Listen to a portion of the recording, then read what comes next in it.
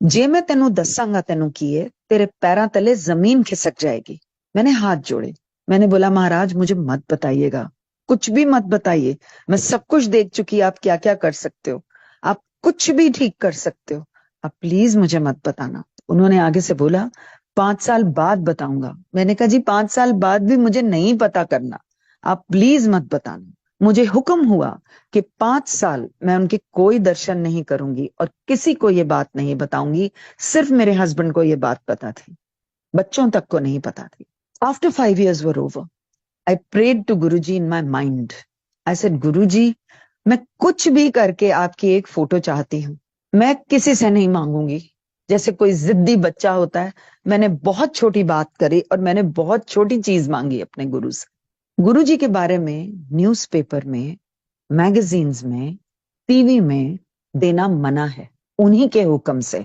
उस जमाने में एक ही मैगजीन मेरे हस्बैंड लेते थे, उसी मैगजीन में छप के उनकी एक फोटो आई। वो फोटो निकाल के मैंने पन्ना बेडसाइड ड्रॉर में रखा। एक दिन जब मैं काम से वापस आई, मेरा सांस उखड़ गया। जब सांस उखड़ा, मेरे मदर इन लॉ पूरे हो चुके थे। मैंने सिर्फ अपने हस्बैंड को और मदर को बड़ी मुश्किल से डायल करके सिर्फ इतना बोला, कांट ब्रीथ। बेटा ऑक्सीजन सिलेंडर लेने के लिए भागा, बाद में पता चला बेटी नेबर के भागी।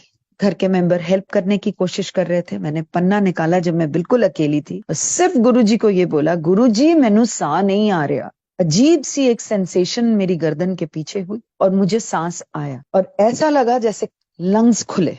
जब मैं अस्पताल में एक ऑक्सीजन मास्क के साथ लेटी हुई थी, मैंने नर्स को इशारे से पूछा कि मैं कहाँ हूं। उन्होंने बोला आईसीसीयू। मन में एक ख्याल आया, जब मेरा अंत आया, ना मेरा घर वाला काम आया, ना मेरे माँ प्यो, ना मेरे बच्चे, ना कोई और, सिर्फ मेरा गुरु काम आया। बहुत साल पहले मुझे गुरुजी ने बताया था कि जब अंत आता है, घर का कोई भी मेंबर चाह के भी काम नहीं आएगा, सिर्फ गुरु आएगा और गुरु गति देता है। दूसरी बात उन्होंने ये बोली थी, अगर दूर बैठा कोई मेरे पास नहीं आ सकता, तो मेरी फोटो से भी अगर वो बात कर ले तो मैं सुनता हूँ। तो वो स्वरूप जो है वो आप गुरुजी ही हैं। जब मुझे हुक्म मिला और मैं गुरुजी के सामने मैं खड़ी थी, मुझे देख के स्माइल किया उन्होंने और बोला, क्यों फिर ना घर वाला काम आया, ना माँ प्यो, ना बच्चे, ना कोई और, तेरा गुरु काम आया, ले तेरी सेकंड लाइफ, तू ऐश कर। देन ही टोल्ड मी कि मैं जिस दायरे में था, मैं तुझे पास रखता तो तुझे नहीं ठीक कर सकता था, इसलिए मैंने तेरे को दूर रख के तेरा कल्याण करा। तूने फोटो मांगी, मैं कीचड़ में उतर गया।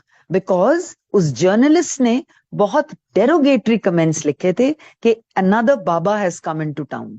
तो वो गुरुजी ने अपनी निंदा करा के वो फोटो छपवाई, वो भी मुझे बताया गया।